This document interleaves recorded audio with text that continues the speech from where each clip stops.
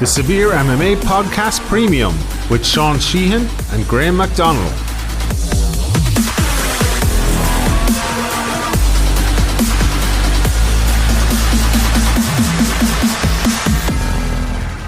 What is up, everybody? Welcome back to another episode of the Severe MMA Podcast Premium. Today I'm joined by Ian Garry, who fights Teo Adunjo this weekend at Cage Warriors 106, is it? You just informed me there. 106. 106. Yeah. I have the worst memory of all time. You know you're a good interviewer when you have to ask the person you're interviewing what card they're fighting on this weekend. So it's always bad. How are you anyway today, Ian? You good? All good. How are you? I'm not too bad. Come here to me. I usually write out all my questions. It might look like that after what just transpired, but I went and I googled your name this morning just to see when the James Sheehan fight was on, and what I found was this mad story about you were in the nightclub and some guy just came up to you and bottled you across the head. Did you tell us about that? Yeah. So I'm from Kilmarnock, and that's where all my friends are from, and we have this kind of local club that you only really go to on shite nights or good nights. Like it's always going to be busy on a good night. It'll be shite other nights, but you'll always end up. It's one of those places you're always going to end up like. Yeah. And we went down there, and I had literally, when was this? September 17th, I think it was, because I know it was like 2 months away from my birthday when it happened.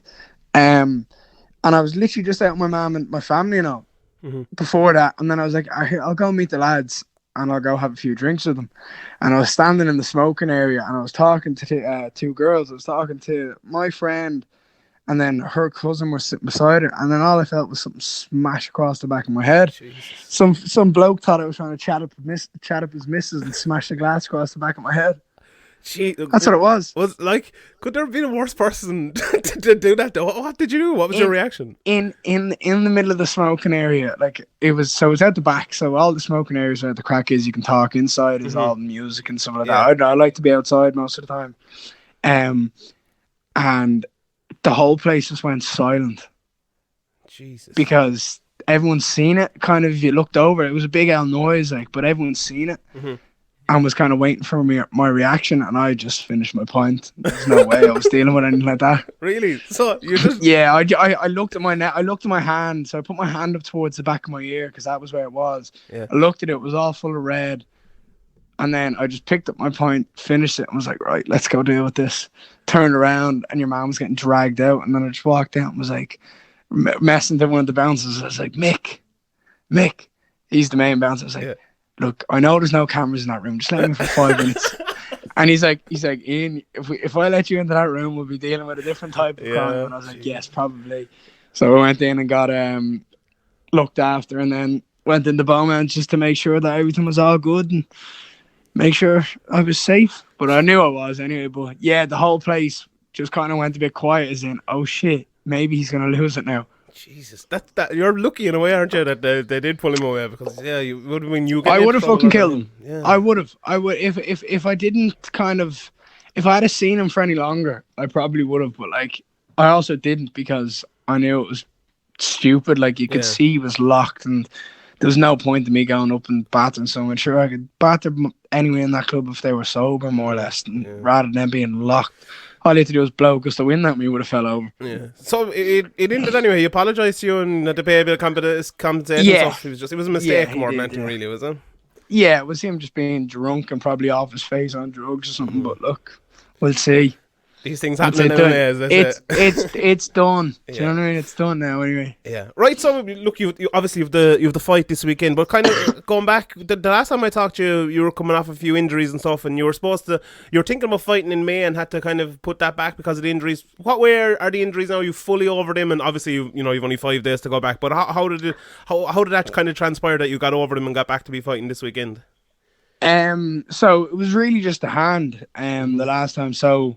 If you want to rewatch the fight, it happened 1 minute and 13 seconds into the first round against James Sheehan. He just moved his head. It was a nothing shot kind of thing. It was just one of those shots that you just throw out, and it just whatever way he moved his head and skimmed my hand, it just broke my my second metacarpal, and I could just feel it from then on in the fight. And then after the fight, it just blew up. So I couldn't fight for a while. I had to let it heal up, and it'd be stupid jumping back into a fight. I mean, I could have, if I wanted to, jumped into Cage Warriors. I think it was 105 in Colchester. Yeah, that would have. Look, I suppose coming back from those injuries, is that you haven't been an amateur for very long. Was that kind of the first main injury you had once you got professional, obviously? But did you have any in the amateurs as well that you had to kind of get over? No, I never get injured. That was really the only one. That hand was just kind of those freak accident, but they can happen in anything. Like, to be honest, you're going into a 15-minute, like that was a 15-minute fight. And that wasn't like an easy 15 minutes. That was a tough 15 minutes to us, whether it was me doing most of the damage or him getting it to him. It was still a hard fight for both of us, because it's endurance on the body, and it's shots that, like, at amateur it's an extra 6 minutes. You know what I mean? It's an extra 2 rounds. You wouldn't be taking the damage necessarily. But no, that was the only injury I've really had. Bar a sore shin that happened in that fight as well. That's it. We train smart in our club that we try not to get injured. I mean, obviously you have those 1 or 2 little niggles that happen, but no, I've never got injured other than that. So, like you mentioned, there was a hard 15 minutes, and here on the podcast and all around, we've kind of been talking for the last few weeks after Aaron Pico's fight about prospects and coming through. And obviously, you're probably the perfect person to talk to, because you're 1-0, and a lot of people are talking about you being the best prospect in Ireland. So like, have you a plan in place where you want to get to, and how you're going to get there, and who you're going to fight along the way to get to where you want to get to? Yeah. That's why I signed the contract to Cage Warriors. I didn't see myself going anywhere else. I've said this multiple times. At the moment, my mind is basically in one direction, and it's going towards the UFC. I'm young. I have plenty of time to go through this sport and get myself to where I need to be. But if I was to sign with Bellator, I feel like I'm either signing myself away for just money, or I just don't want to fight the best. I just want to say I'm a fighter. Like, you see the lads fighting in Bellator, and they're getting easy fights, and they're winning, and that's all right. That's great. Fair play to you, but you're never going to end up in the UFC. You're going to stay in that division, and that's where you'll be. And you'll stay in the low end of that division, because if you go any higher than that, you're going to get smoked. And then you look at the likes of Cage Warriors, where they've just sent Jack Short, who was the 91st fighter to go from Cage Warriors to the UFC. So my plan is pretty much mapped out in front of me. I've signed a 5-fight contract with Cage Warriors. I'd love to fight 3 more times this year and get it done, and get a quicker contract to come back in again, because I just want to fight. And they've offered it. It's weird now. I would have happily done a show in July or August, but if this one went all good and come out injury free, but their next show is until September. But hopefully I can get September done and then jump in again in October. They have a show on the 28th of September and the 26th of October. One in Liverpool, one in Birmingham. So I'd love to be able to jump into them. Get another 2 done this year and get my name out there fully, in case people don't know who it is. But that is my plan, basically. My plan is fight my ass off in Cage Warriors, show people what I'm about, take out whoever comes in front of me, because they'll give me the fights. I don't need to worry about who I'm calling out. I'm not about calling someone out, because if that's the case, I'd call bleeding Ross Houston out. Do you know what I mean? But I can't sit here, because I'm 1-0, and he's going in to fight Nicholas Dalby now for the title, and he's either gonna be 8-1 or 9-0. I can't be talking shy to someone like him. He's earned his spot. You know what I mean? I'm just a little sap coming up to them. You know what I mean? Yeah. And that's and to be honest, that's the way I look at it as well. I can't talk shit. I know I could if I wanted to, but at the end of the day, you just look like an idiot because you're a nobody. Now, when I've made my name for myself and I've got a couple of wins on me, then I might start opening my mouth, and then I might start calling people out. But until then, I'll just give who Ian and Graham give me, put deal with them, and then I'll move on to the next fight until I get that title, and then I can call my shots. When you look at someone, say, like an Aaron Pico now, and obviously, as you said there, I think it's probably, I don't know if it's the right way of doing it, but I think it's probably a wise way of doing it to have a good matchmaker. And obviously, your coach or manager, whoever it is, should be deciding with him as well. But when you yourself look at Aaron Pico and what's kind of happened to him, does that put anything in your head to kind of alter the way you're doing things or anything like that? No, I think Aaron Pico's just, he's a weird old character. He's done so well for himself inside and outside of the sport. Like, he's got such a good set of skills to go far in the game, but I just think he's using them wrong. Now, I don't know whether that's down to his mindset, whether his coach is planning the fights, but I haven't seen him take anyone down yet. Has he? He did in his last fight for the first couple of rounds, but then he got knocked out when he got back up. All right, well, that flying knee is something that everyone can get caught with. Yeah. If it's at the right time.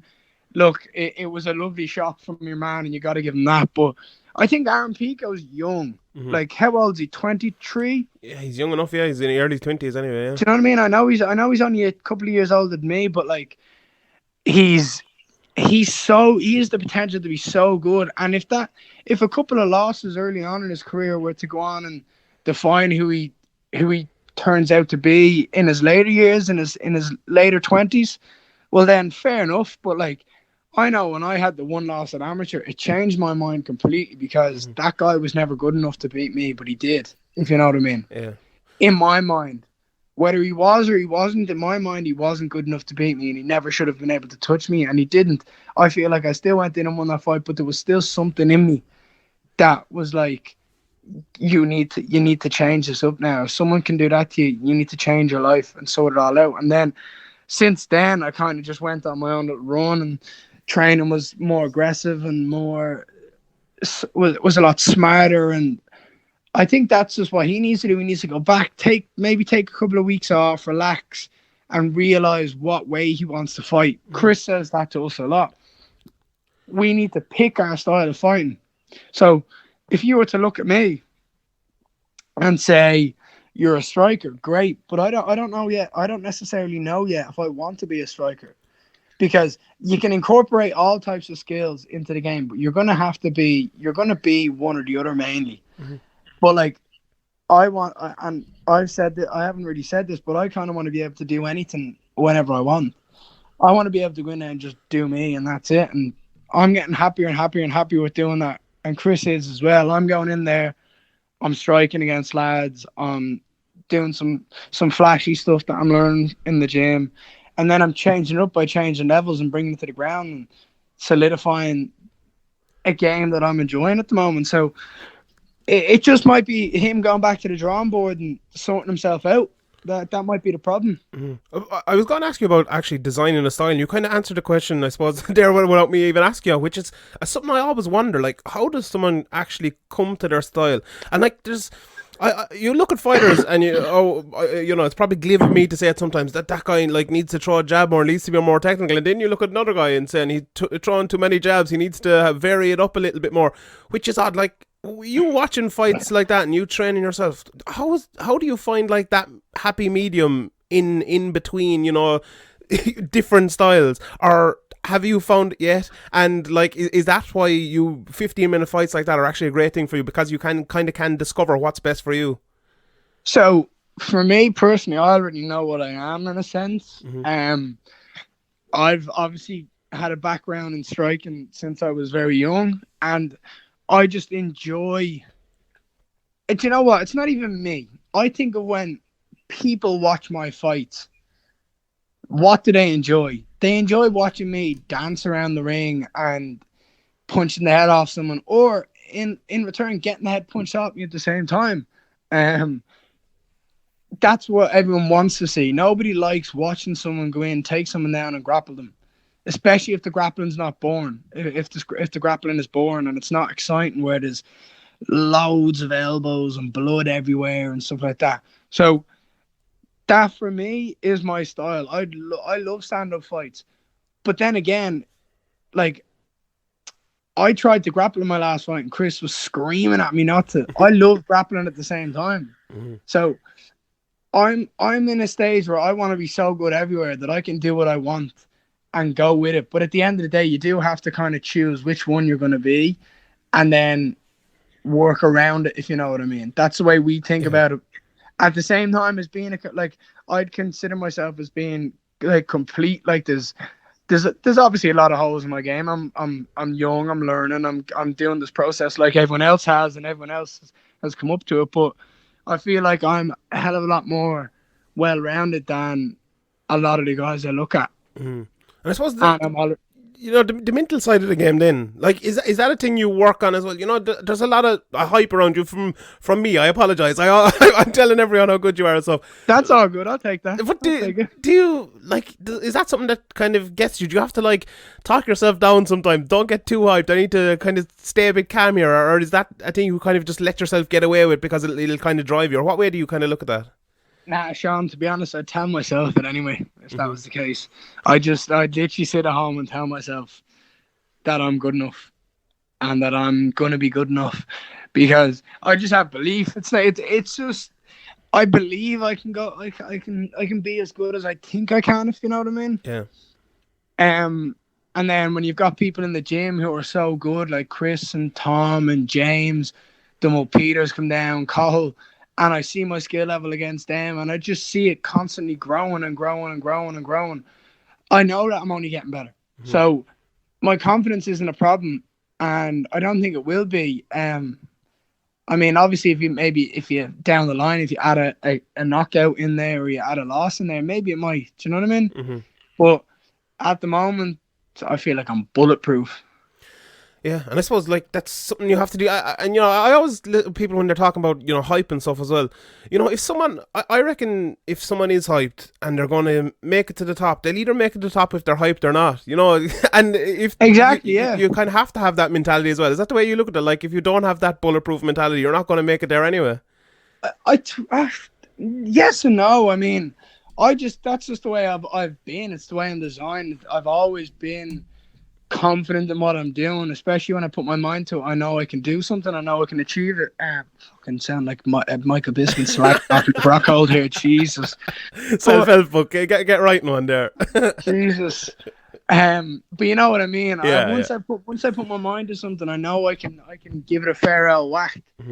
And that's all I'm doing. I'm just putting my power, everything that I have, into this, and hoping that it can get me to where I am. And step by step, we're getting there. I mean, the first fight was out. The debut is out of the way. The contract's out of the way. Now it's just me going in there and being me and showing what I can do. And next in line is the title, and that could be next year, could be the year after. But that's what's next in line in my mind. I want to ask you about Teo. Before I do that, I just want to ask you about kind of Team KF. Obviously, you since last time I spoke to you've kind of become what's the word, I suppose? Become a brand, obviously moving away from SPG. Like, what's your take on that? Is there a bit of drama there between SPG now and Team KF? Could we see a few big fights between the gyms? You know, you were kind of talking about the lads in Bellator there and stuff. And how big is it to kind of have Chris Fields in that gym behind you as well?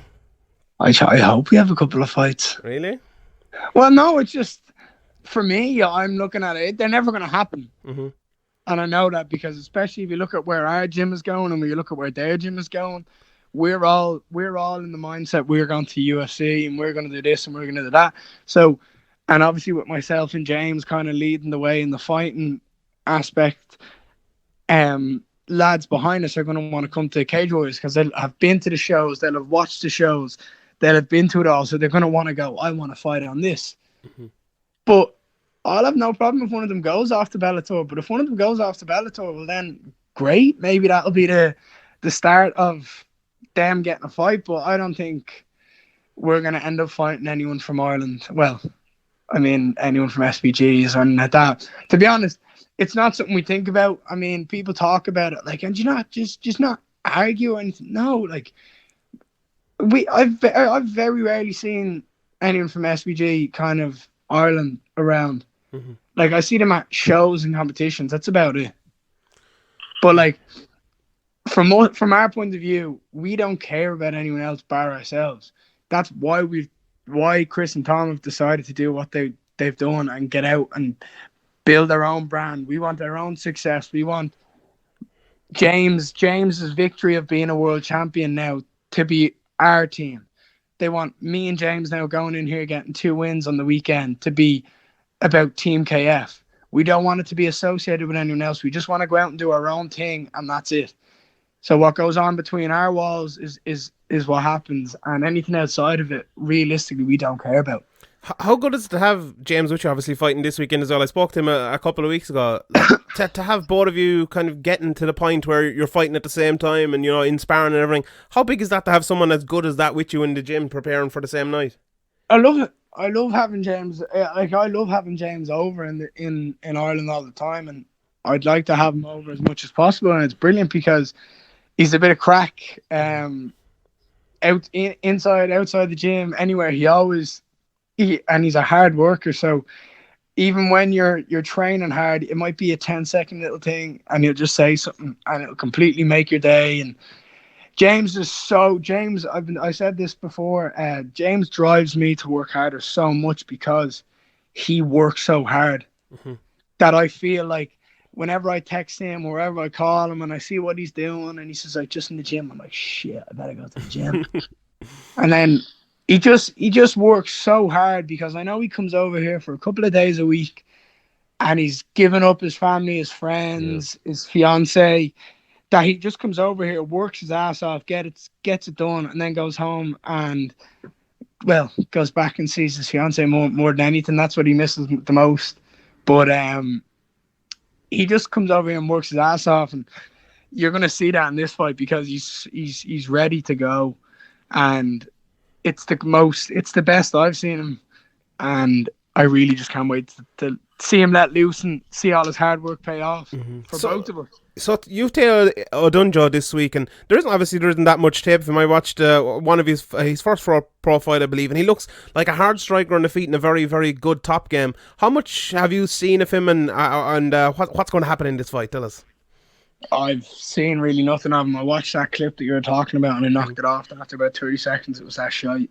And I think Chris done the same as well, but I don't really watch fights, so it's up to Chris. Chris will tell me what he wants to do. I'll go in and implement it in training somehow or some way. We'll work in little techniques, but we normally just advance my own skill set and just get better and better and better. Otherwise, I've said this before, if you change opponents, you're not completely designed around one person, whereas I'm just specifying little details that may make me better and get the better hand against the likes of Teo. I don't really care how this fight goes. Once I stop his ass, that's it.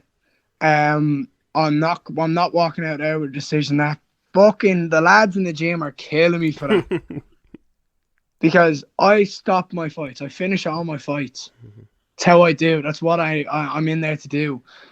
And obviously, I got a setback of the broken hand, so I had to kind of take it a bit easy and play it a bit smarter, which is fair enough. But the lads are still giving me a bit of stick now. I know they don't really mean it. I know it's just a bit of banter, but it does mess with my head because I'm already in that mindset of I should be finishing fights because I don't think someone should be able to go 15 minutes at me. But I'm going to go in here. I don't really care how it goes, whether it's stand up and I get the knockout, or whether it's on the ground and I get the sub, or he takes to the ground, I change it up and I get a TKO. I don't really care. All I know is I'm walking in there and I'm stopping him, and that's it. So, sounds good. Should be fun. It's on Fight Pass anyway for free, I believe, this weekend. So everyone can. I think so. I would imagine so. It is, yeah, 100%. So thanks very much, Ian, for joining me. Tell anyone before I let you go where to find you: Instagram, Twitter, all those good places. If you have anything else to shout out, feel free. It's just Ian Garry on Instagram, Ian Garry on Facebook, and then Ian Garry MMA on Twitter. So yeah, perfect. Pretty easy. Sounds good. Right, Ian, thanks very much for joining me. Really appreciate it. Best of luck this weekend to you and the whole team. Thanks everybody for listening. We'll see you all next time.